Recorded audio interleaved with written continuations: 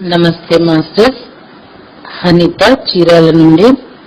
మన పత్రి సార్ పరమ గురువుల ప్రబోధాలని చెప్పి కొంతమంది గురువుల గురించి తెలియజేస్తూ వచ్చారు. వాళ్ళల్లో చాలా ముఖ్యులు సద్గురు మలయాళ స్వామి. వీరి గురించి ప్రతి ఒక్క ఆధ్యాత్మిక ఎదగాలి అనుకున్న వాళ్ళు తప్పనిసరిగా తెలుసుకోవాలి. ఎందుకంటే ఆధ్యాత్మిక ఎదుగుదలకి ఎన్ని ముళ్ళబాటులు ఉంటాయో వాటన్నిటిని ముళ్ళుగా కాకుండా పువ్వులుగా చేసుకుని వెళ్ళిపోవడం అనేది ఎలాగో తెలియచేసేది మలయాళ స్వామి వారి జీవిత చరిత్ర కూడానండి. మరి పత్రి గారు ఏం చెప్తున్నారో చూద్దామా. జగద్గురు మహర్షి మలయాళ స్వామి శంకర భగవత్పాదులు పుట్టిన కేరళ దేశంలో శ్రీ మలయాళ స్వామి జన్మించారు. బాల్యంలోనే వివేక వైరాగ్యాలు అలవర్చుకుని గురువులకు ఇష్టులై జప తప ధ్యానాదులు సాధించి ఆసేతు సీతాచల పర్యంతం పాదాచారిగా పర్యటించి సనాతన ధర్మం సాంప్రదాయ పేరుతో బ్రహ్మ విద్యా ప్రాప్తిని పరిమితం చేస్తున్న వారి నోళ్లు మోయించారు. తిరుమల తిరుపతి గో గర్భక్షేత్రంలో 12 ఏళ్లు కఠిన తపస్సు చేసి ఆత్మ సాక్షాత్కారం పొంది తిరుపతి శ్రీకాళహస్తి మధ్యలో ఏర్పడిలో వ్యాసాశ్రమం స్థాపించి లింగ వర్ణ వివక్ష లేకుండా సన్యాస దీక్షలిచ్చి అనేకులకు ఆత్మోన్నతి మార్గం చూపించి అనేక తెలుగు సాంస్కృతిక ఆధ్యాత్మిక గ్రంథాలు ప్రచురించి బ్రహ్మ విద్యాచ ప్రచార చేసి ఆంధ్రదేశానికి ఎనలేని సేవ చేసిన వారు సద్గురు శ్రీ మలయాళ స్వామి వెల్లప్ప. కేరళ దేశం గురువాయూర్ గొప్ప క్షేత్రం. గురువాయూరు సమీపాన యగ్గుండ్యూర్ ప్రకృతి సంపదలకు ఆటపట్టు. ఆ గ్రామంలో 19వ శతాబ్దంలో కరియప్ప నోటి ఎమ్మెల్యేన్ భగవత్పదాకులు సదాచార సంపన్నులైన రైతు దంపతులుండేవారు. వ్యవసాయ వైద్య వారి వృత్తులు, అతిథి ఆభాగ్యతల సేవ, రోగుల సేవ వారి ప్రవృత్తి, సాధు సంతుల్ని సేవించటం, భారత భాగవతాదులు చదవటం వారి నిత్య నిధులు. అంతేకాకుండా వారి నిత్య విధులు కూడా. ఇలవేల్పు గురు వాయురప్పను తరచుగా దర్శించి సత్సంతానం కోసం ప్రార్థించటం నొట్టి అమ్మకు ఒక వ్రతం. ఆమెకు ముందుగా 2 కొడుకులు పుట్టారు. 3వ కొడుకు మన కథానాయకుడు 29/3/1885 చైత్ర శుద్ధ ఏకాదశి నాడు జన్మించారు. శిశువుకు వెల్లప్ప అని నామకరణ చేశారు. ఆ శిశువు మెత్తని పొట్టలు పరిచిన ఉయ్యాలలో పరుండబెడితే గిలగిలా కమ్ముకునేవాడు. నేలపై చాపపరిచి పరుపు వేసి పరుండ చేసిన దొర్లిపోయేవాడు. కటిక నేలపై కన్నులు మూసి హాయిగా నిద్రించేవాడు. ఈ లక్షణాలు గమనించిన ఒక వైరాగి మునుముందు వెల్లప్ప సర్వసంగ పరిత్యాగి అవుతాడన్నారు దైవజ్ఞులు. వెల్లప్ప పెరిగి పెద్దవాడే దూరదేశంలో అఖండ జ్యోతిని ఆర్జిస్తాడన్నారు. పువ్వు పుట్టగానే పరిమళించినట్లు శుక్లపక్ష చంద్రుని వల్లే పెరిగి వెల్లప్ప చిరుతిండి ఎరుగడు, తోటి పిల్లలతో ఆడడు, ఏకాంతంలో ఏదో భావించుకునేవాడు. ఈ గుణాలే వెల్లప్ప తరువాతి జీవితంలో యుక్తాహారం, వివిక్త నివాసం, బ్రహ్మ చింతనం అనే నియమాలయ్యాయి. 5వ ఏట వెల్లప్పకు మాతృభాష మలయాళంలో అక్షరాభ్యాసం జరిగింది. వెల్లప్ప ఏ రోజు పాఠాలు ఆనాడే కంఠస్థం చేసేవాడు. భాగవత కార్యక్రమాలకు వెళ్లి నిమిలీట నేత్రుడే ఆనందించేవాడు. ఏకాదశి వ్రతాలు పాటించేవాడు. జీవకారుణ్యం వెల్లప్ప జీవగుణం. ఒకనాడు బడి నుండి ఇంటికి వస్తుండగా త్రోవలో ఒక బోయ అడవి పక్షులను అమ్మటానికి అరుస్తున్నాడు. వెల్లప్ప ఇంటికి పరిగెత్తి తల్లిని అడిగి డబ్బులు తెచ్చి ఆ పక్షులను కొని వాటిని దువ్వి ఆకాశంలోకి ఎగురువేసి వాటి చావు తప్పించాడు. అది తెలిసిన నోటి అమ్మ ఆనందాశ్రులతో కొడుకును దీవించింది. వెల్లప్ప చిన్ననాటి ఈ జీవకారుణ్యమే సద్గురువులైన తర్వాత దయగల హృదయమే దైవ నిలయమనే సూక్తి మౌక్తికమైన ఈ సూక్తి ఈనాడు వారి అధిష్టానానికి అక్షరాలంకారము. వెల్లప్ప తోటి పిల్లలతో భజనలు చేయించి ఆనందించేవాడు. ఇంటికి సమీపాన గల కుటీరంలో ధ్యాన నిమగ్నుడై మైమరిచేవాడు. ఒకనాడు అట్లా మైమర్చి ఉన్నప్పుడు అన్న వచ్చి చెంపపై కొట్టి లే చిరమ్మని దండిస్తూ తిరిగిపోతుంటే కుటీర ద్వారానికి అడ్డంగా తెల్లని మహానంది కనబడింది. అతడు భయచకితుడే తల్లికి ఈ వార్త చెప్పాడు. తండ్రి వెల్లప్పను ఇంగ్లీష్ చదువులకే ప్రోత్సహించేవాడు. కానీ వెల్లప్ప బ్రహ్మ విద్యకు ఆకర్షితుడి సంస్కృతి నేర్చుకోవడానికి వెళ్లిపోయాడు. భక్తాన్ తిరువనంతపురానికి 20 మైళ్ళ దూరాన వరకల గ్రామం సమీపాన శివగిరి గురుకులం ఉంది. మహాతపస్వి, కేరళీయ సామాజిక విప్లవకారుడు, అస్పృశ్యత జాడ్యాన్ని గాంధీ మహాత్ముల కంటే ముందే మాన్పించ ప్రయత్నించి మహాపురుషుడు శ్రీ నారాయణ గురుదేవులు 1854-1928 స్థాపించిన ఆ కేంద్రం ఒక పుణ్యక్షేత్రం. ఆయన ఒకే కులం, ఒకే మతం, ఒకే దైవం అనే సందేశాన్ని చాటిన పుణ్యపురుషుడు. శ్రీ రామకృష్ణ పరమహంసకు, వివేకానందుని వలె నారాయణ గురుదేవులకు శిష్యగ్రణి శివలింగ గురుస్వామి.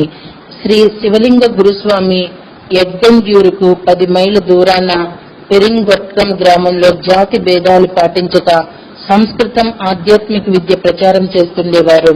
ఆయన గురుకులంలో వెల్లప్ప చేరి సంస్కృతం నేర్చుకుంటూ గురుసేవ, దైవసేవ, వచ్చిపోయే వారి సేవ చేస్తూ గురువులకు ప్రేమపాత్రుడయ్యేవారు. వెల్లప్పను అందరూ భక్తాన్ అని పిలిచేవారు. గురువుల ఆదేశం ప్రకారం పంచశుద్ధులు, పంచ నియమాలు వెల్లప్ప సక్రమంగా పాటించేవాడు. కొద్ది కాలంలోనే వెల్లప్పకు యమ నియమాలు అలవడ్డాయి. పతంజలి యోగ దర్శన రహస్యాలు కరతలామాలకమైనవి. నారాయణ గురుదేవులు వెల్లప్పకు భగవద్గీత నిత్య పారాయణ గ్రంథం, పతంజలి యోగ దర్శనం, దశోపనిషత్తుల కంఠస్థం, యోగ వాసిష్టం, శంకర్ల ఆత్మబోధ, వివేక చూడమణి, మన్వాది స్మృతులు, విహారం భూములు, బుద్ధుడు, క్రీస్తు, మహమ్మద్ ప్రవక్తల సిద్ధాంతాలు ఆకలింపయ్యాయి. సమకాలీన వివేకానందుల ప్రబోధాలు మనసుకెక్కినవి. నవీన యుగంలో ఆధ్యాత్మిక విప్లవానికి, సాంఘిక జాగృతికి మూల సూత్రమైన శ్రీ నారాయణ గురుదేవుల ప్రభావం ఆయనపై అతి వేగంగా పడింది. కొన్ని సంవత్సరాల్లో వెల్లప్ప తీవ్ర సాధనతో అత్యుత్తమ స్థితికి చేరగానే వెల్లప్ప వరకాలకు పోయి పరమ గురువులకు సాగిలపడ్డాడు. త్రికాల జ్ఞానులైన నారాయణ గురుదేవులు ఆ చిరకాలంలోనే బ్రహ్మానుభవం కలుగుతుందని దీవించారు. వెల్లప్ప కొంతకాలం పరమ గురువులను సేవించి తిరిగి వచ్చి గురుస్వామికి తన అనుభవాలు నివేదించాడు. ముక్తికాంత. ఇంతలో ఎడ్గందూరులో కన్నతల్లి నట్టియమ్మ జబ్బు పడిన వార్త వచ్చింది. వెల్లప్ప ఎడ్గందూరుకు వచ్చి తల్లికి పరిచర్లు చేశాడు. నొట్టియమ్మ తేరుకున్నది. వెల్లప్ప అన్నలిద్దరు వివాహితులు. వెల్లప్పకు పెండ్లి చేస్తే ఇంటి వద్ద ఉంటాడని ఇరుగు పొరుగు వారు సలహా ఇచ్చారు. కరియప్ప నొట్టియమ్మలతో వెల్లప్ప తాను ముక్తికాంతను తప్ప ఇతరులను పాణిగ్రహణం చేసుకోనన్నాడు. అప్పటికి వెల్లప్పకు 20 ఏండ్లు కూడా నిండలేదు. అంతర్వాణి ప్రబోధంతో ఒక రాత్రి తల్లిదండ్రులకు జాబు రాసి తన కుటీరంలో పెట్టి వెల్లప్ప ఎవరికీ చెప్పక తీర్థయాత్రలకు వెళ్లి బయలుదేరాడు. తన కోసం చింతపడనక్కర్లేదని, వెదికినా దొరకనని, ఇంటి వద్ద అతిథులకు ఎంతకాలము అన్నపానాలు సమకూరిస్తే అంతకాలము సర్వేశ్వరుడు తనకే కొరత రానీయుడని ఆ జవాబులోని సారాంశం. తెల్లవారి ఆ జాబును చూచి తల్లిదండ్రులు, తోబుట్టువులు దుఃఖించారు. వెల్లప్పకు ఎటువంటి ఆపదలు రాకుండా ఉండాలని భగవంతుణ్ణి ప్రార్థించారు. పుణ్యతీర్థాల సందర్శన. వెల్లప్ప భారతదేశంలోని సమస్త పుణ్యస్థలాలు దర్శించడానికి వాటికి కాలినడకన బయలుదేరాడు. ఆయన జోలుల భగవద్గీత, కంఠోపనిషత్తు, పతంజలి యోగ దర్శనం, జపమాల, విభూతి, వ్రాసుకోవడానికి కాగితాలు, పెన్సిల్, ఒక చిన్న పాత్ర, ఇంతకు మించి వేరేమీ లేవు. రోజుకు 20 మైళ్లు చొప్పున నడుస్తూ ఒక పూట లభించిన భిక్షానం తింటూ వెల్లప్ప ముందుగా కర్ణాటక దేశంలో ఉడిపి, సుబ్రహ్మణ్యం, ధర్మస్థలం, గోకర్ణాదులు దర్శించి పండరికి పోతూ తీవ్రంగా జ్వరపడ్డారు. రక్త విరోచనాల మూలంగా వారం రోజులు ఒక సత్రంలో పడి ఉన్నాడు. తోటి యాత్రికుడు ఇంటికి తిరిగి పొమ్మని బలవంతం పెట్టిన మనసు ఇంటి వైపు పోనీయకుండా ఒక రాత్రంతా భగవద్ధ్యానం చేశాడు. స్వప్నంలో ఎవరో వచ్చి నోటిలో ఒక మాత్ర వేసి ఇక నీకెన్నటికీ ఏ రోగము రాదని అన్నారు. అన్నట్లే ఆయన మరెన్నడూ రోగ్రస్తుడు కాలేదు. స్వస్థస్థుడైన వెల్లప్ప పండరీపురం దర్శించి నర్మదా తీరంలో ఓంకారేశ్వరిని, దత్తాత్రేయుల తపోభూమి గిర్నార్, సుధామాపురి, ద్వారకా దర్శించి పంజాబ్ లో నానక్ పందీయులను, ఆత్మారామనాథ్, మత్స్యేంద్రనాథ్ సంప్రదాయం వారిని కలిసి కాశ్మీరం చుట్టాడు. మధుర బృందావనాలకు వస్తుండగా త్రోవలో ఒక నది దాటవలసి వచ్చింది. చేతిలో చిల్లిగవ్వ లేనందున నావికులు వెల్లప్పను పడవ దిగి పొమ్మన్నారు. వెల్లప్ప భగవంతునికి నదికి నమస్కరించి నదిలో దూకి అతి కష్టం మీద ఆవుల ఒడ్డుకు చేరాడు. మధుర బృందావనాలు దర్శించి కురుక్షేత్రంలో గీతా పారాయణ ముగించి హరిద్వారం బయలుదేరి ఆర్య సామాజికుల గురుకులాలు చూసి ఆ సమాజం వారి కార్యక్రమాలు శ్రద్ధగా పరీక్షించి హరిద్వార్ లో నెల రోజులుండి వివిధ మఠాల్లోని సాధు సంతులను దర్శించాడు. అప్పుడే తాను కూడా ఒక ఆశ్రమం స్థాపించాలనే సంకల్పం చేసుకుని హృషికేశ్లో స్వర్గాశ్రమం, కాళీ కంబలివాలా సత్రాలు దర్శించాడు. ఆయనకు అక్కడే సమాధి స్థితి కలిగింది. నైమిసారణ్యంలో 3 రోజులుండి అయోధ్యలో 10 రోజుల్లో రామతారక మంత్రం 1,00,000 జపం చేసి ప్రయాగలో త్రివేణి జలం తీసుకున్నారు. కాశీలో అక్షర లక్షలు శివమంత్రం జపించి చతుర్మాసం పూర్తి చేసి గయలో బ్రహ్మతర్పణం విధులు ముగించి బుద్ధగయలో 3 రోజులు ధ్యాన స్థితిలో శ్రీకృష్ణ చైతన్యుల జన్మదేశము నవద్వీపం భజన గోష్ఠుల్లో పాల్గొన్నారు. కలకత్తా, పూరి, జగన్నాథుల మీదుగా సింహాచలం, భద్రాచలం చుట్టి శ్రీశైల గుహల్లో ఒక పక్షం తపస్సు చేసి తిరుపతి దర్శించి తిరుమల చేరారు. అక్కడ స్వామి పుష్కరంలో స్నానం చేసి వెంకటరమణను దర్శించి పాపనాశనం ఆకాశగంగను సేవించి గోగర్భ క్షేత్రం చేరారు. అక్కడ స్వామివారికి అనిర్వచనీయ ఆనందం కలిగింది. అదే తన తపోభూమిగా నిర్ణయించుకుని దక్షిణ దిశగా పయనించి అరుణాచలం, కంచి, చిదంబరాల్లో అక్షర లక్షలు శివమంత్రం జపించి శ్రీరంగనాథుని సేవించి పళనిలో సుబ్రహ్మణ్య స్వామికి త్రివేణి జలలాభిషేకించి మధుర మీదుగా రామేశ్వరం చేరి రామలింగేశ్వరుణ్ణి త్రివేణి జలాలతో అభిషేకించి సేతువులో శ్రీరాముని ధ్యానించి కన్యాకుమారిలో 34 రోజులుండి మళ్లీ వరకల చేరి పరమాచార్యుల నారాయణ గురుదేవుల దీవెనలంది నారాయణాశ్రమం చేరి శివలింగ గురుదేవుల పాదాలపై వ్రాలారు. గురు శిష్యుల సమాగమం వర్ణనాతీతం.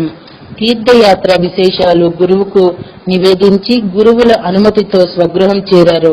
అప్పటికే తండ్రి కరియప్ప గతించాడు. వెల్లప్ప తల్లి పాదాలు కన్నీటితో కడిగి తల్లిని, తోబుట్టువులను ఊరడించారు. కొన్ని రోజులు గురువుల చెంత, కొన్ని రోజులు తల్లి వద్ద గడిపారు. గో గర్భక్షేత్రం. అప్పటికి స్వామీజీ వయసు 29 ఏళ్లు. ఒకనాటి రాత్రి మళ్లీ ఎవరికీ చెప్పక బయలుదేరి కుట్టాలం, తిరువళ్ళూరు, గట్టుకాచలం, తిరుత్తణి, శ్రీకాళహస్తి, తిరుచానూరులు దర్శించి 1913 డిసెంబర్ 3వ వారంలో తిరుమలపై గోగర్భ క్షేత్రం ప్రవేశించారు. స్వరాజ్యోద్యమం తీవ్రంగా వ్యాపిస్తున్న దినాలవి. స్వరాజ్యంతో పాటు స్వరాజ్యం, ఆత్మరాజ్యం వస్తేనే శ్రేయస్సు కలుగుతుందని, అందుకే సాధు సంతులు, భక్తులు కృషి చేయాలని స్వామీజీ అభిప్రాయపడ్డారు. అయితే దీనికి మన సమాజంలో చాలా ఆటంకాలున్నాయి. గుణకర్మలను బట్టి ఏర్పడిన వర్ణాలకు ప్రాధాన్యం పోయి కుల గోత్రాలకు ప్రాముఖ్యం వచ్చి 80% ప్రజలు లౌకిక అలౌకిక విద్యాశూన్యులుగా ఉన్నారు. కొందరు స్వార్థపరులు స్త్రీ శూద్రాదులకు, పంచములకు ఆత్మ విద్యాధికారం లేనట్లు కల్పనలు చేసినందున భారతీయులు పరతంత్రులై నారిని వెల్లప్ప గ్రహించి ముందుగా తాను తరించి తరువాత ఇతరులను తరింప చేయాలని తీర్మానించుకున్నారు. ప్రతిదినం వెంకటేశ్వర స్వామిని దర్శించి గోగర్భ పాండవ గుహల్లో ధ్యానమగ్నులు కావడం, తిరుమల గ్రామంలో యాచించి ఒక పూట తినడం స్వామీజీ దినచర్యలు. కొన్ని దినాల తరువాత భిక్షాంచడం మాని గోగర్భ తీర్థంలో యాత్రికుల పితృదేవతలకు సమర్పించే పిండాలు, పచ్చిపిండి తినేవారు. స్వామీజీ గోగర్భం చేరిన కొద్ది దినాలకే కన్నతల్లి నొట్టియమ్మ పరమపదించింది. మాస్టర్స్, మరి ఇంకొక ఆడియో మాత్రమే ఉంటుంది వీరి జీవిత చరిత్ర. ఇది ప్రతి ఒక్కరం వినాలండి, వినిపించాలి. ఎప్పుడైతే మనం ఇది వినిపిస్తామో మలయాళ స్వామి వారి ఆశీస్సులు మనం పొందుతాం. ఇదేదో చాక్లెట్ అనుకునేరండి, ఎందుకంటే వాస్తవం తెలియజేయటం అనేది పిరమిడ్ మాస్టర్ కర్తవ్యం కదండి. Okay masters, thank you very much.